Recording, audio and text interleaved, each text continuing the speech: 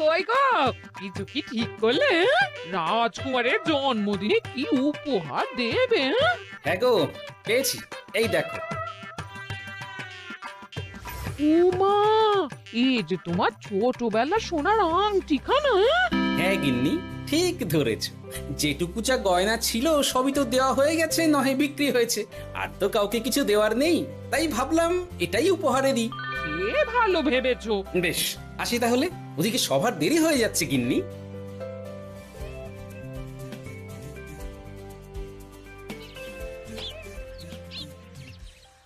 আচ্ছা শোনো, একটা কথা বলতে ভুলে গেছিলাম।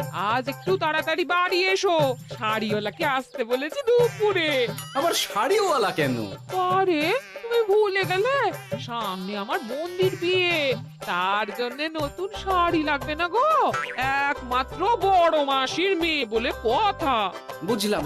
তো ওই একটা শাড়ির জন্য আবার আমাকে থাকতে হবে? 3টে শাড়ি উপহারের পাশাপাশি আমারও একটা শাড়ি চাই। হ্যাঁ আচ্ছা, তুমি নতুন শাড়ি নিয়ে কি করবে বলো তো? বিয়েটা তো তোমার বংশীর। বলি, সারাটা জীবন তো এই এক কাপড়ই কাটিয়ে দিলাম, কি দিয়েছো তুমি আমায়? কেন, এই নিজেকে? আমার মতো স্বামী আর কোথাও পাবে? ও সব মন ভুলানো কথায় আর চিড়ে ভিজবে না, তাড়াতাড়ি আসবে বলে দিলাম। হ্যাঁ অগত্যা।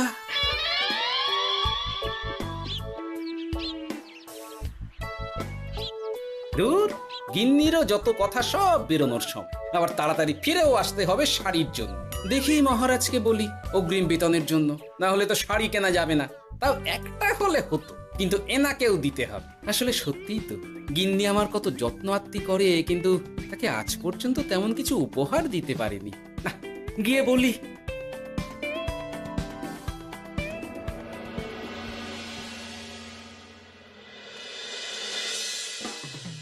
রাজকুমারের জন্মদিন উপলক্ষে যে আপনারা এত উপহার এনেছেন তার জন্য অনেক ধন্যবাদ। আপনাদের সকলের আশীর্বাদ ও ভালোবাসা আমি রাজকুমারের কাছে পৌঁছে দেব। এ আর এমন কি মহারাজ, জানেনই তো রাজকুমার আমাদের সকলের কাছে কত প্রিয়। ঠিক ঠিক। কিন্তু আমি অবাক হচ্ছি, আপনার প্রিয় গোপাল জন্মদিন ভুলে গেছে দেখে এখনো পর্যন্ত তার কোনো পাত্তাই নেই। হ্যাঁ তাই তো, গোপাল আসেনি কেন? এসে গেছি মহারাজ। তা বলি, এসে তো উদ্ধার করে দিয়েছো। আজ রাজকুমারের জন্মদিন, সে কথা কি মাথায় আছে? ক্ষমা করবেন মহারাজ, আসলে ওই রাজকুমারের উপহার আর গিন্নির আবদার এসবের জন্যই আমার দেরি হয়ে গেল আর কি। এই নিন রানীমা, আমার তরফ থেকে রাজকুমারের জন্য ছোট্ট উপহার। অনেক অনেক ধন্যবাদ গোপাল। তবে মহারাজ, আমারও একটা অনুরোধ ছিল। কি? আমাকে যদি অগ্রিম বেতন হিসাবে কিছু মোহর দেন, তাই নিয়ে আমাকে একটু তাড়াতাড়ি বাড়ি ফিরতে হবে।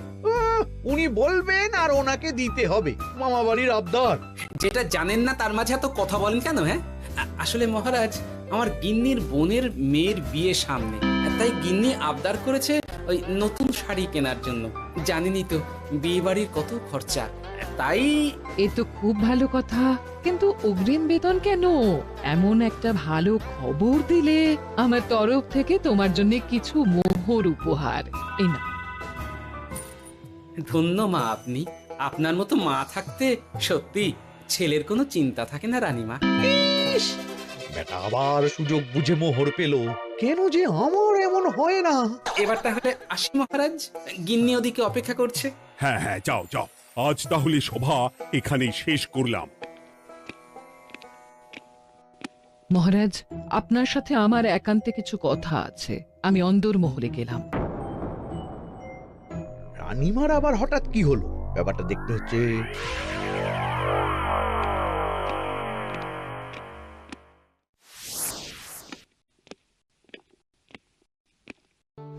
আজ আমি বুঝতে পারছি আপনি আমাকে একদম ভালোবাসেন না মহারাজ। ও কি কথা বলছো রানী? একদম ঠিক বলছি। নিজের গিন্নির আবদার মেটানোর জন্য গোপাল কত ভাবে, নতুন শাড়ি কিনে দেবার জন্য অগ্রিম বেতন অব্দি চাইলো, আর আপনি? আমি তো রাজা, আমি কেন বেতন চাইবো? সেটাই তো, রাজা হয়েও আপনি কখনো এমন কিচ্ছু করেননি, কিচ্ছু না। আহা, রাগ করে না, আমি তোমাকে সব থেকে সুন্দর শাড়ি উপহার দেব। একেবারে সোনার সুতোর কাজ করা মুক্ত বসানো শাড়ি। এমন শাড়ি কেউ কখনো দেখেনি। ও মা, সত্যি? সত্যি? আচ্ছা, এই ব্যাপার। গোপালের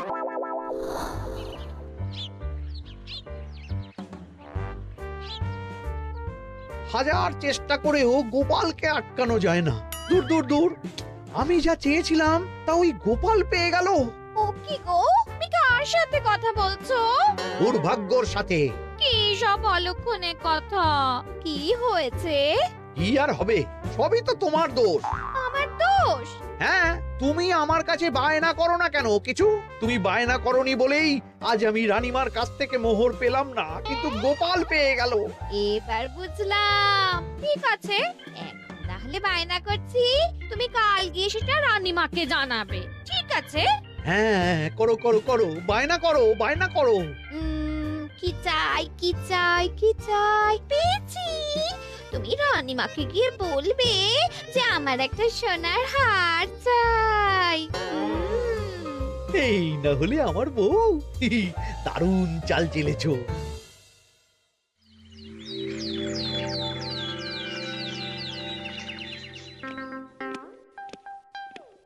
কি গো মন্ত্রী, আজ যে তুমি দেরি করলে বড়। আগে মহারাজ, আমাকে সময় নিয়ে শোনাতে শোনাতে মন্ত্রীমশাইয়ের মনে হয় নিজেরই সময় জ্ঞান খারাপ হয়ে গেছে। তুমি থামো তো মহারাজ, আমারও খুব বড় একটা বিপদ হয়ে গেছে। একমাত্র রানীমাই আমাকে বাঁচাতে পারবেন। আমাকে একটু ওনার সাথে দেখা করার অনুমতি দিন মহারাজ। কিন্তু তোমাদের রানীমা তো এখানে নেই। আসলে জানোই তো যে কুমার অনেক দূরে থাকে, তাই গতকাল রাতেই রওনা দিয়েছে। সে কি, রানীমা নেই? এবার কি হবে আমার? কেন কেন কেন, কি হয়েছে? আসলে মহারাজ, আমার বউ আমার কাছে সোনার হার গড়িয়ে দেওয়ার বায়না করেছে, তাই আমার। বুঝেছি বুঝেছি, চুপ করো তুমি। এখন তোমাকে মোহর দিতে পারবো না। কেন মহারাজ? পরের মাসে দিতে পারবো। আসলে তোমাদের রানীমাকে সোনার সুতো দিয়ে কাজ করা এক শাড়ি উপহার করেছি সদ্য, যার জন্য অনেক খরচ হয়ে গেছে। তাহলে আমার সোনার হার পরের মাসে গড়িয়ে দিও। এটা তো ঠিক না। গোপাল আপনার প্রিয় বলে যখন যা চায় তখনই সাথে সাথেই পেয়ে যায়, আর আমার বেলায় এমন। এমন কোনো ব্যাপার নয় মন্ত্রী। মহারাজ, আপনি বরং আমাকে দেওয়া মোহরগুলো আমার অগ্রিম বেতন হিসেবে ধরুন, না হলে মন্ত্রীমশাই এমন অভিযোগ বারবার করবেন। আহা গোপাল, তোমাকে তো স্বয়ং রানীমা উপহার দিয়েছেন, এসব কিছু করতে হবে না। যেমন আছে তেমনই থাক। ঠিক আছে, আমিও দেখে নেব পরে। কি দেখে নেবে মন্ত্রী? না না, ও কিছু না মহারাজ, পরেই দেখে হার গড়ানোর কথা বলছি। না, মন্ত্রীর হাবভাব মোটেই ঠিক ভালো লাগছে না। বেটা মনে মনে নিশ্চয়ই কোনো ফন্দি আটছে আমার বিরুদ্ধে। কিছু একটা করতেই হবে। গোপালের ওই মোহর উপহার পাওয়াটা আমি কিছুতেই মেনে নিতে পারছি না। একটু মাথা খাটাই, একটু মাথা খাটাই। উপায় পেয়েছি। আমাকে এখনই নবাবের কাছে গিয়ে মহারাজের নামে বলতে হবে।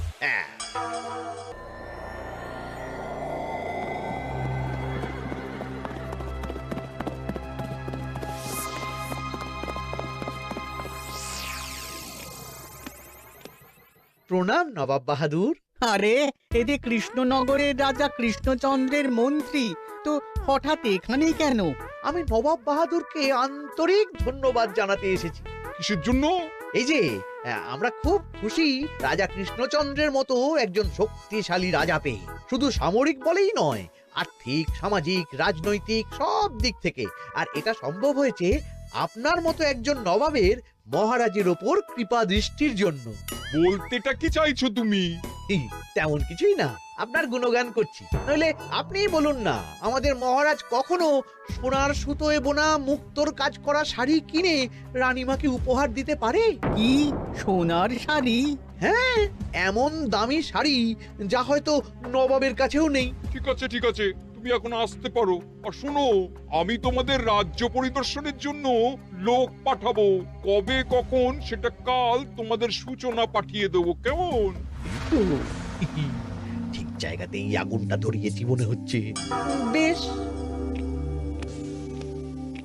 ব্যাপারটা আমার মোটেই ঠিক লাগছে না উজির। কৃষ্ণচন্দ্রর মতো এক সামান্য রাজা এত দামি শাড়ি কিনলো কি করে? কালোবাজারি করছে না তো? আমিও একই কথা ভাবছিলাম হুজুর। এক কাজ করো, কালকে কৃষ্ণনগরে খবর পাঠাও, 2 দিন পর রাজকার্য পরিদর্শনের জন্য তুমি সেখানে যাবে।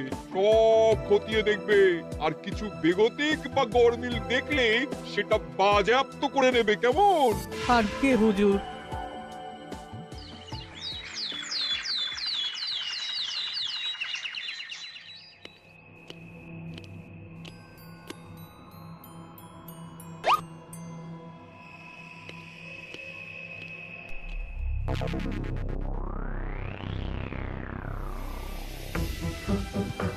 কি হয়েছে মহারাজ? কার চিঠি?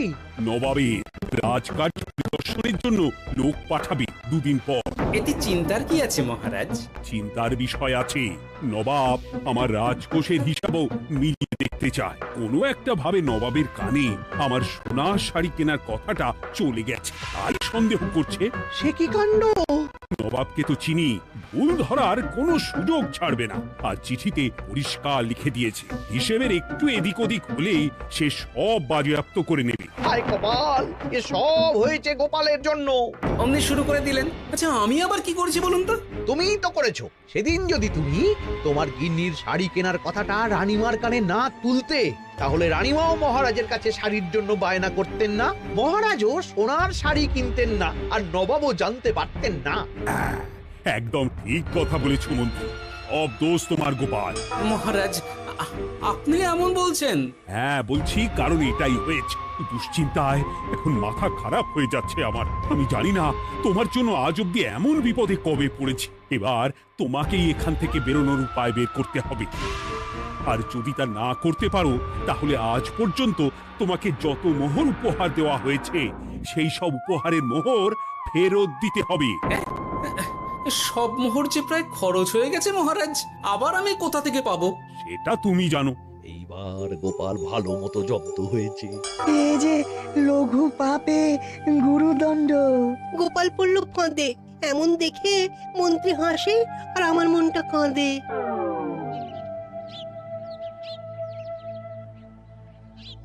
এখানে বসে কি করছো গো গিন্নি? এসে পড়েছো? ও মা, তোমার মুখটা এমন শুকনো দেখাচ্ছে কেন? আর বলো না, এই হিসেবের ঠেলায় সবকিছু বেহিসাবি হয়ে যাচ্ছে একেবারে। আচ্ছা তুমি কি করছিলে ওই রসিদগুলো নিয়ে? দেখে হিসেব করছিলাম এই মাসে অনেক খরচ হয়েছে কিনা, সেই বুঝে পরের দিনগুলো চালাতে হবে গো। কি বললে? রসিদ দেখে হিসেব কষা? আরে এটা তো আমার মাথাতেই আসেনি। ধন্যবাদ গিন্নি, আরো একবার তোমার জন্য এই যাত্রায় আমি বেঁচে যাব মনে হচ্ছে। বেঁচে যাবে কেন? কি হয়েছে? আচ্ছা আমাকে আবার একটু রাজপ্রাসাদে যেতে হবে। আমি এলাম গিন্নি। কি যে বলে লোকটা, কিছুই বুঝতে পারি না।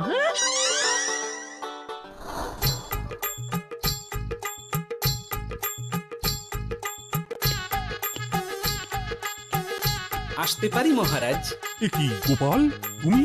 আর কোনো চিন্তা নেই মহারাজ, নবাবকে হিসেব বোঝানোর উপায় পেয়ে গেছি। কি বলছো? কি উপায়? এই দুদিনে আপনি শুধু সকল প্রজাদের কাছ থেকে পুরনো রসিদ সংগ্রহ করুন, তাহলেই কেল্লা ফতে। তাই নাকি? আর নয়তো কি? তবে এ ব্যাপারে মন্ত্রী মশাইকে কিন্তু কিচ্ছু জানতে দেওয়া যাবে না। শুধু আমি যা বলছি তাই করুন মহারাজ।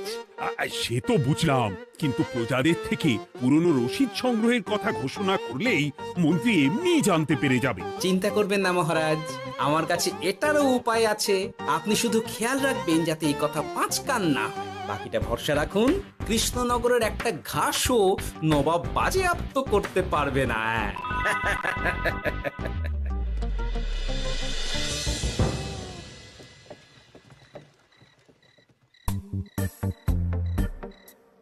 গোপাল দাদু, আমরা সব চলে এসেছি। ভালো সময় এসেছিস, তোদের দাদুর ভবিষ্যৎ এখন তোদেরই হাতে। আপন করে বলছো কেন দাদু?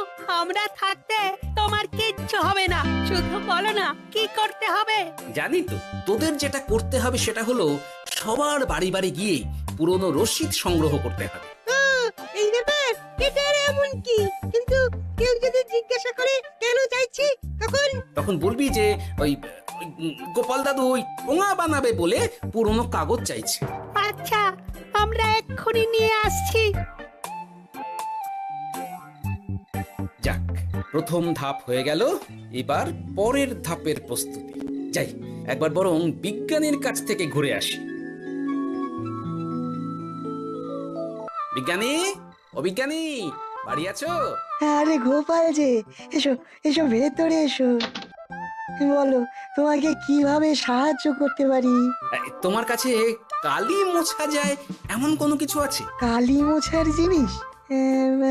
হ্যাঁ, একটা তরল রাসায়নিক পদার্থ আছে যেটা সব ধরনের কালি তুলে ফেলে। দাঁড়াও দিচ্ছি। অনেক ধন্যবাদ বিজ্ঞানী।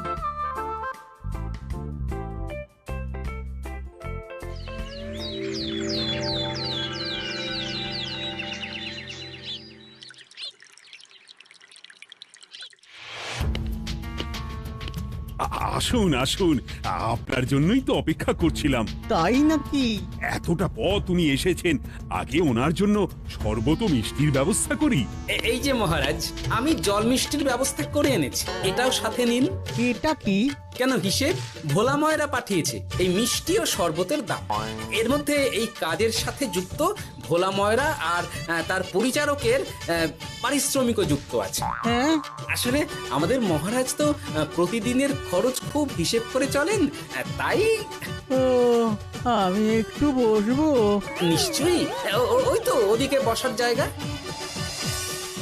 আপনি কি হাওয়া খাবেন উজির সাহেব? তাহলে রশিদে ওটাও যুক্ত করব। মশকরা হচ্ছে? আহা, রেগে যাচ্ছেন কেন? আপনার সাথে মশকরা করার মতো স্পর্ধা আমার নেই উজির সাহেব।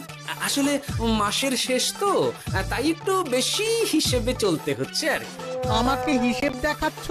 আর রাজা কৃষ্ণচন্দ্র যে সোনার সুতোয় বোনা শাড়ি কিনতে পারলো, সেটার হিসেব কোথায়? একটা সামান্য রাজা এত অর্থ পায় কোথা থেকে? এ আবার কেমন কথা? মহারাজ যা কিনেছেন সেটা তো তার জমানো অর্থ দিয়েই কেনা। আমি বিপথে কোনো কাজ করি না। সেটা তো রাজকোষের হিসেব দেখলেই বোঝা যাবে। শুনে রাখো গোপাল, একটুও যদি হিসেব এদিক ওদিক দেখি না, তাহলে সব বাজেয়াপ্ত করে দেব। কোনো চালাকি নয়, কোনো চালাকি নয়। বেশ, তবে করুন হিসেব। আমাদের কাছে কিন্তু সব কিছুর রসিদ আছে। কই গো, আনো সব, আনো আনো।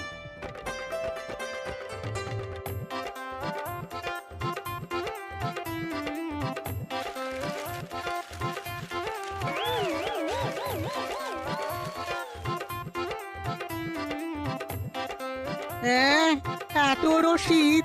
আপনি বরং নিশ্চিন্তে হিসেব কষে নিন, আমরা আসি।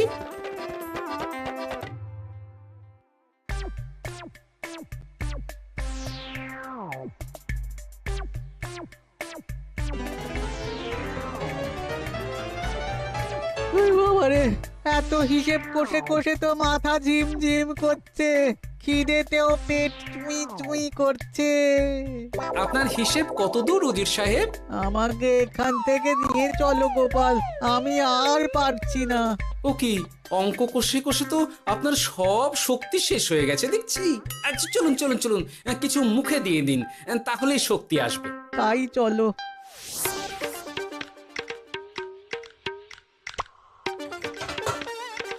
নিন, এটা হলো দুপুরের খাবার, আনাজ মশলা, এমনকি রান্নার ঠাকুরেরও পারিশ্রমিকের হিসেব। এবার পাগল হয়ে যাব, আমি আর কোনো হিসেব দেখতে চাই না। সব সময় কি আর হিসেব নিয়ে চলা যায় নাকি? কি আর করা যাবে বলুন? হিসেবে না চললে আপনি তো মহারাজের উপার্জনের উপর সন্দেহ করবেন, আর বেশি খরচ হলেই সম্পত্তি বাজেয়াপ্ত করবেন। তাই বলে সব কিছুতেই হিসেব? কোনো একদিকে বেশি খরচ হলে বাকি দিকগুলো এভাবেই কম করে চলতে হয়। কি ঠিক বলিনি? আমি আমার ভুল বুঝতে পেরেছি গোপাল, এবার আমাকে রেহাই দাও। আসলে তোমাদের মন্ত্রী নবাবের কাছে গিয়ে তোমাদের রাজা নামে উস্কেছে। মন্ত্রী? রে খেয়েছে, পালাতে হবে দেখছি। ঠিক জানতাম, মোহরের জন্যই এত কিছু। তাই তো নবাব এমন করেছেন। বেশ, এবার আমি ফিরে গিয়ে নবাবকে সব জানিয়ে দিচ্ছি।